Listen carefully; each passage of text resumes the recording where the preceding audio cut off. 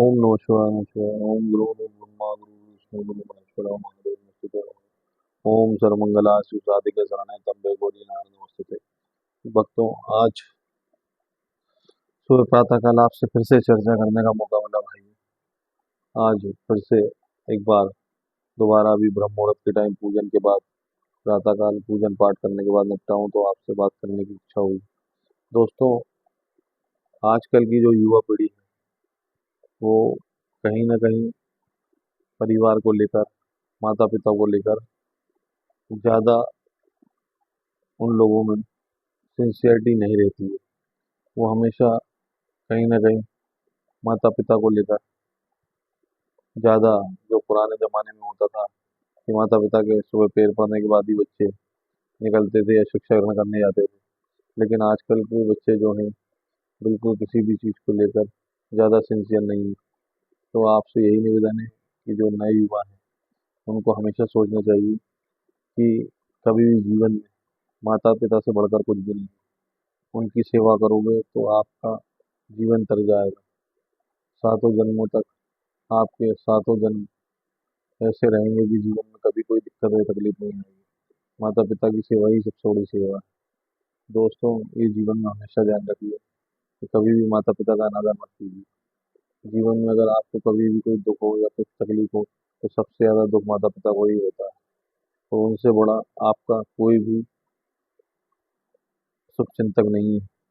तो हमेशा आप, कभी कभी जैसे बचपन में हम लोग भी थे, छोटे थे, तो हम पिताजी की बात नहीं मानते थे, लेकिन जब वो चले गए तो उसके बाद एहसास होता था कि नहीं, हमने बहुत बड़ी गलती करी। आज उन सब चीज़ों का एहसास होता है। कहीं ना कहीं मन भी रोता है, कहीं ना कहीं दिक्कत होती है। दोस्तों, बाद में एहसास होता है इन सब चीज़ों का। तो उससे पहले ही आप ये सब कर लीजिए और कभी गलत कामों में मत पड़िए, क्योंकि आजकल मैं देख रहा हूँ कि जो नई पीढ़ी है वो नशे की तरफ ज़्यादा बढ़ रही है। तो ये सब चीज़ें छोड़िए, गुटखा पान ये सब जो है ना, ये सब चीज़ें नशे को लेकर जीवन बर्बाद कर देती हैं। आप कैंसर और बड़ी बड़ी बीमारियां जो हैं सबसे ही होती है। तो जीवन में हमेशा ये सोचिए कि अगर ये सब करेंगे तो आपके माता पिता को कितना दुख होगा, परिवार में कितना दुख होगा, आपके छोटे भाइयों को बिगड़ने में टाइम नहीं लगेगा। दोस्तों, मैं, हमारी इतनी उम्र हो गई है, हम सब तरह के लोगों के साथ रहे, लेकिन भगवान का आशीर्वाद है कि हमें कभी किसी चीज़ का शौक नहीं कर पाया। ना गुटखा ना पान, हम कुछ भी नहीं खाते हैं हम लोग। वो बचपन से ही हम, मतलब ऐसे माहौल में रहे कि हम चाहते तो सब तरह से बिगड़ सकते थे, लेकिन भगवान का आशीर्वाद, प्रभु का आशीर्वाद रहा। मैं तो जब भी कोई बात होती थी तो प्रभु से कहता था कि प्रभु, कोई गलत अगर काम में हम जा भी रहे हैं तो वो ना हो, और हमें ऐसी सद्बुद्धि देना कि वो काम कभी ना हो और हम अच्छे रास्ते पर चले। प्रभु ने हमें हमेशा बचाया, भगवान ने हमेशा बचाया। मैं तो भगवान को ही सबसे बड़ा धन्यवाद देता हूँ, प्रभु को आशीर्वाद धन्यवाद देता हूँ कि प्रभु के आशीर्वाद से हम इन चीज़ों से सबसे दूर रहे। तो कभी किसी चीज़ को ऐसे ग्रहण नहीं करा और लत नहीं लगी कि जीवन में हम इस तरह का शौक पाला। और जीवन में कभी किसी चीज़ के लिए ऐसा वो भी नहीं हुआ।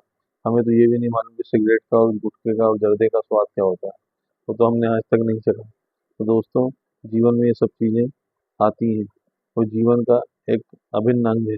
कहीं ना कहीं आपको इनसे टकराना पड़ता है।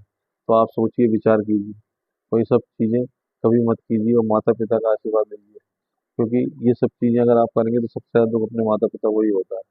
तो आप पिता माता पिता का आशीर्वाद लीजिए और उनके आशीर्वाद से ही आगे बढ़िए।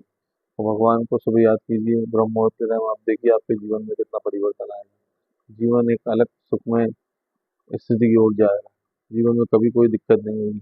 मुझे बताइए, नशा करना कोई समस्या का हल नहीं है। नशा करने से परिवार और खानदान की बदनामी होती है और परिवार में हमेशा जो बच्चे रहते हैं उनको गलत निगाह से देखा जाता है। दोस्तों, अपने परिवार की बदनामी मत कराइए और जीवन में आगे बढ़ते जाइए। और ये सब चीज़ें छोड़िए, इन सब चीज़ों में कुछ भी नहीं रखा है। ये सब चीज़ें क्षणिक भर की हैं, थोड़ी देर का मजा है और जिंदगी भर की सजा है। तो दोस्तों, यही मेरी बात याद रखिए और जीवन में एक लक्ष्य पाल लीजिए कि सुबह ब्रह्म मुहूर्त के टाइम पूजन कीजिए, शाम को पूजन कीजिए और माता पिता का आशीर्वाद जरूर लीजिए और गौ माता का आशीर्वाद लीजिए। आप जीवन में कभी आपको कोई दिक्कत नहीं आएगी। आज के लिए इतना ही दोस्तों, जाने अनजाने को गलती हुई तो क्षमा कीजिएगा।